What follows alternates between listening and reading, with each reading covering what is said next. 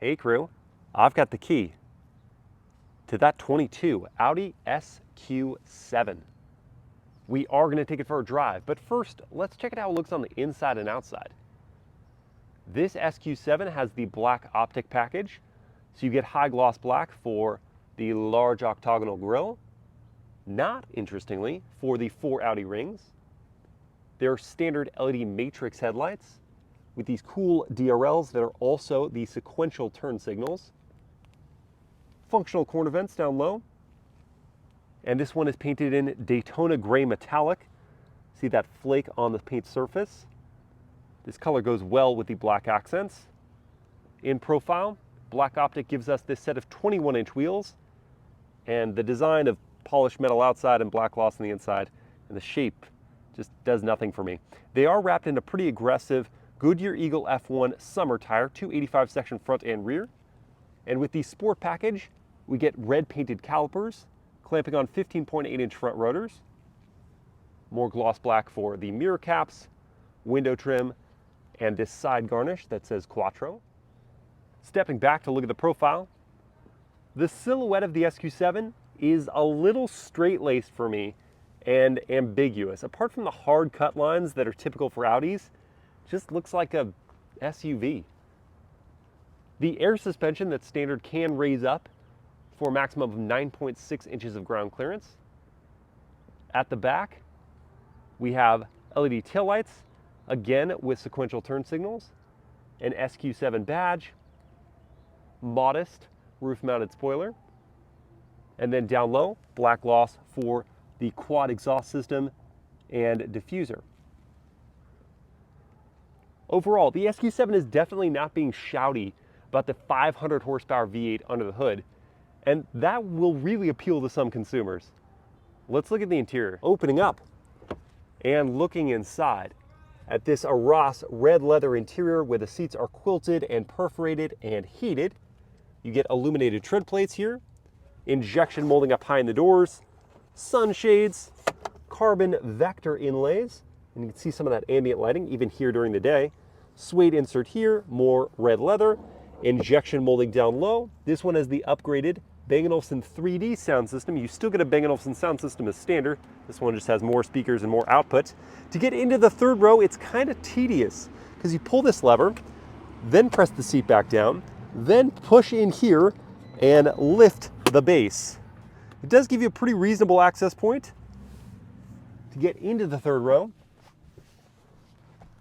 And then here at 6 feet tall, behind the second row that's in a middle position, not all the way back, not all the way forward, my knees, well, they do clear, if only just barely. Headroom, not so good. Yeah, head is on the roof. There's no clearance there. So I'm gonna say this third row is for smaller adults or kids. You do get cup holders, no USB ports though.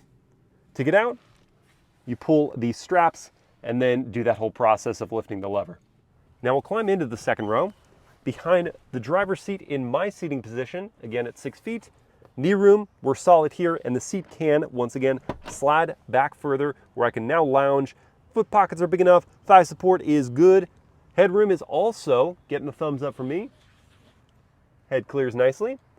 We have 2 air vents, quad zone climate as standard. I already mentioned heated seats, 2 USB-C ports and a DC outlet there. There is a drive shaft hump that you got to overcome to get into the middle, but I fit here as well, so you could get 3 full-size adults into the second row. If you don't have that situation, you can bring down this armrest, which is padded and has 2 very small cup holders. Appreciate the panoramic glass roof that's standard and does open up. Very well accommodated in the second row. Let's check out the front. Now this Prestige trim SQ7 does have soft closed doors, but I want to hear that very solid thud of the door close. Up front, we now have heated and ventilated chairs with S badges on them, plenty of adjustability, 4-way lumbar, memory seats, aluminum for the pedals, same material quality here on the front doors, but we do have 4 one-touch windows and power adjusting and power folding door mirrors. Pull this lever to open up the tailgate. And inside, behind the third row, we find 14 cubic feet of space. You can then fold down the third row with these buttons here That gives you more space. If you fold down the third and second row, you have a total of 69 cubic feet of space. I do wish there was some way to release the second row from back here, but at least you can power raise the third row, and you have an air suspension height adjustment to make loading in of cargo easier, plus a power close and lock feature on the tailgate. Moving up front, let's try out that soft close. Very nice. We have Audi's virtual cockpit display with tons of adjustability. This is still one of the coolest designs in the industry. There's a head-up display with a prestige pack, stitched leather up here on the dashboard, this horizontal air vent design, tons of gloss black here and here, which so readily collects dust, smudges, and scratches. We have two screens, both of which have capacitive touch, so it feels like you're pressing in on something when you select it, which is great for keeping your eyes focused on the road. They also have wireless Apple CarPlay and Android Auto. This secondary screen is mostly for your climate settings, but you do have some shortcuts you can set up. Drive select is here. Physical volume knob is there. You get two cup holders, another DC outlet here, and then inside the padded armrest, which is adjustable, we have wireless smartphone charging, a tiny bit of storage, very small, and two USB-C ports.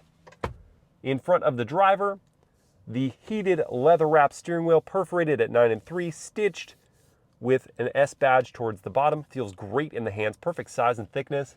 Visibility is excellent, even with all the headrests up, and you do have standard blind spot monitoring with rear cross traffic. The material quality in here and the style is definitely worth the price, but how about that drive?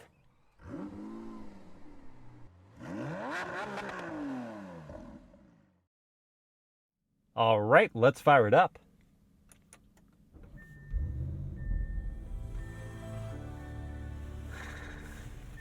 Before the chime can come to life, we have that V8 that roars its awakening. Drive modes, quite a few to choose from here when it decides it wants to. There we go. We have 6 total. We are going to be starting in auto. That's the adaptive drive mode. Based on your driving behavior, it will tune the throttle response, the steering feel, the suspension firmness, all that good stuff. To go into reverse, press forward and up on the selector, and that brings up a high resolution camera system. We've got a bird's eye view. We get a 3D projection for your entertainment. Man, those wheels might even be better than the ones actually on this vehicle. And then you get a host of front and rear angles, including wide views. Now we can back on out of here.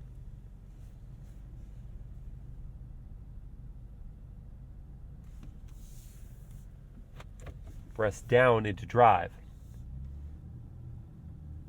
As per usual, we'll begin with a turning radius test. Let's get it fully cranked. My goodness.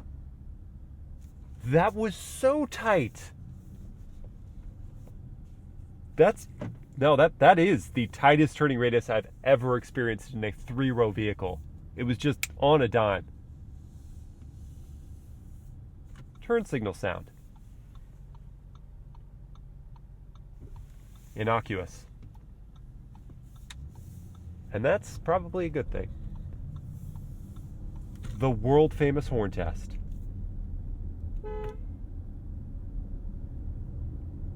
Much like the exterior of the Audi SQ7, that was fairly subdued.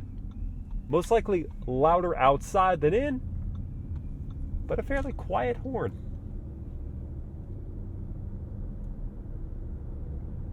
Now, what's not truly ever quiet in the SQ7 is the engine. 4-liter twin-turbocharged V8 that makes 500 horsepower and 568 pound-feet of torque. That is channeled through an 8-speed automatic gearbox to all 4 wheels.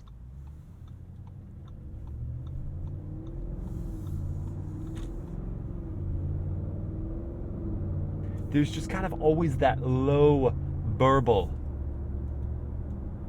You never quite forget the mighty, meaty powertrain under the hood. Here in auto mode, however, it's very easy to modulate that power. And the brake is also easy to actuate. You can kind of just gracefully come up to a stop. The throttle tip in.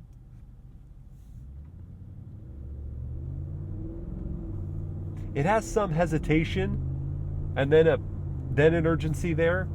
Hard to be super silky smooth with it. But when you're in motion, you don't really notice those gear changes. The ride quality from this adaptive suspension with the air suspension.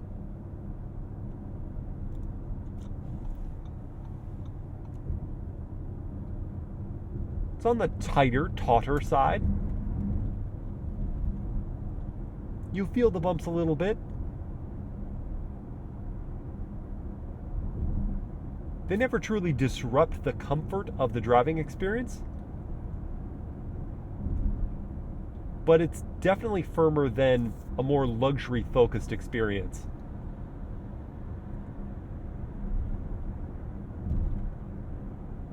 Now, speaking of luxury, though, because of, in the Prestige package, the acoustic laminate on this front glass, it is rather quiet in here. I do want to do a 0 to 60 test in the Audi SQ7, so I've got to make some changes. To the drive mode, we're going to go into dynamic, and that puts us into sport powertrain.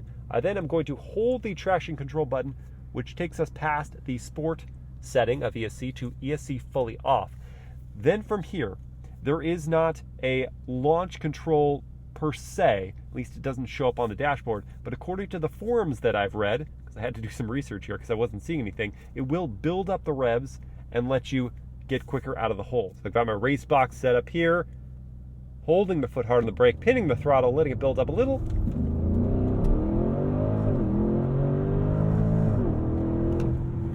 Wow! 3.9 seconds to 60. I mean, I'll be perfectly honest, that felt like just a normal brake boost, but it was effective. 3.9! In a family 3-row SUV, that is raucous. And that V8 sounded glorious. Audi with the surprise and delight. I mean, you look at this thing, you'd never expect that level of fun and that level of fast. I didn't even expect it. But it is here, my friends. And not just out of the hole, that mid-range poke is... Please say a search term. No thanks. Thorough. Seriously quick. Not to be underestimated. I mean, if you've got a pretty good sports car, you come up with a Mustang GT, you pull up next to this, just expect to be embarrassed if you attempt to race it. I love the throatiness of that exhaust note. A little bit of overrun. It's not pronounced, but it's there if you listen in closely. And though I said the ride quality is firm in auto, even here in dynamic, the most aggressive drive mode setting, the most firm it's going to get, it's totally bearable. So you can have this kind of fun. Go into dynamic and not feel like, all right, and I'm giving up so much of the daily driving pleasure. Now for a braking test. They're smooth, but are they strong? From 60. Yes! That's what I like to see. The pedal stayed really resistant as I got hard on it. The vehicle didn't wiggle. It scrubbed speed like it was just anchored to the ground. It can go quick, but it also needs to stop quick, and that's what we see out of the SQ7. Now on to the handling, because this SQ7 has the Sport package, giving us electronic active anti-roll bars and an electronic locking limited slip rear differential. So when I go into Sport traction, I'm going to put those pieces to the test with this corner.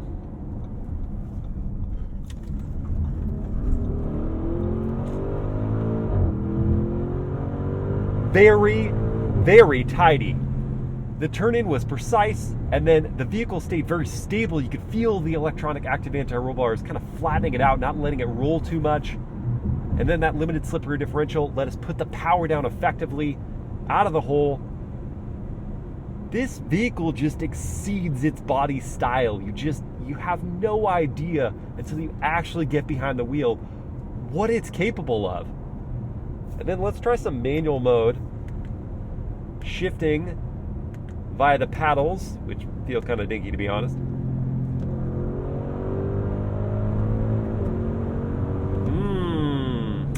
Didn't like that it auto upshifted for me before the indicated red line. The downshifts are quick. So you gotta upshift yourself a bit early if you want to do it yourself. Otherwise, it's gonna do it for you.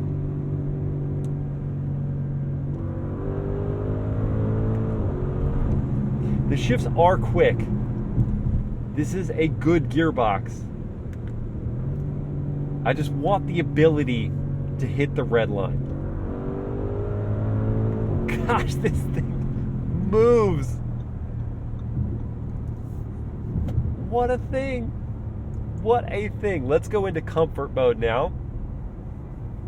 Put traction back on fully. I'm going to engage the adaptive cruise control and lane keep assist system. I do a thorough test of this in my night drive, along with testing out that Bang & Olufsen 3D sound system. So watch that video if you want to see more about those. For now, we can just see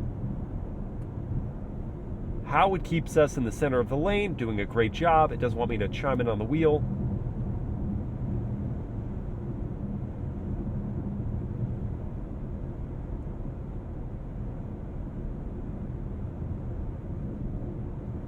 And at these higher speeds, I can speak more about the fact that this cabin insulation is well done.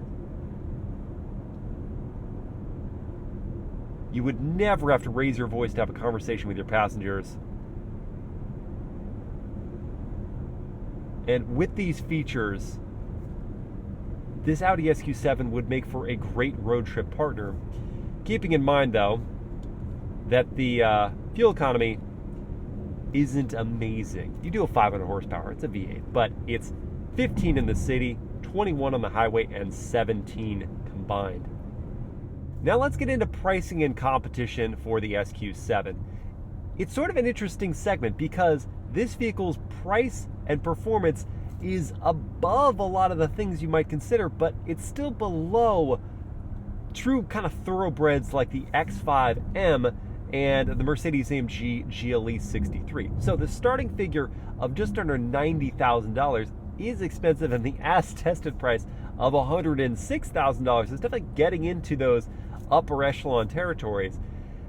But let's look at what else you might shop. So there is the BMW X5 M50i, and I think that's probably the closest for price and performance. Starting figure is $84,000 for that one, and the price or the power is 523 horsepower. The 0 to 60 is 3.9 seconds, so that would tie this, and the fuel economy is 18 combined, so just a bit more than this. You might also consider the Mercedes-AMG GLE 53, again, not the 63. That one starts at $74,000. It only makes 429 horsepower. The 0 to 60 is 5.2 seconds, and the fuel economy is 19 combined. Then we have a vehicle I drove recently, the Acura MDX Type S. That one is just under $69,000 to start. It makes 355 horsepower, quite a bit less. The 0 to 60 is a fair amount slower at 5.5 seconds, and the fuel economy is better at 19 combined. Amidst that spread, I will say that this is not the best looking vehicle. I think that the MDX Type S looks better. I thought the steering feel was better in that vehicle, but the material quality wasn't quite up to snuff, and the overall performance picture wasn't as grand. That GLE 53, meanwhile, just isn't as engaging to drive, not as dynamic as the SQ7. I probably wouldn't consider it. The X5 M50i, however, that one is as good to drive. I don't think that the packaging inside for passengers is as good as the SQ7, but just that little detail aside, it's less expensive, it has more power, it's just as quick to 60, the fuel economy is a little better. I'd really consider that one. That's not taking anything away from the SQ7 though. The exterior of this vehicle, the gloss black and the second row fold down access to the third row are my issues with it, but none of them are deal breakers. If you like the kind of fly under the radar look of the SQ7 and you have that bit of extra money to spend, you're going to be well pleased with the way this thing drives both around town on the daily, on the highway, and then, you know, in a performance environment. It lights you up. It gives you some fun behind the wheel. I hope you guys have enjoyed this POV drive review of the 22 Audi SQ7. If you did, please like, comment, and share the video. Subscribe to the channel, hit that bell to get notified, and we'll see you again next time.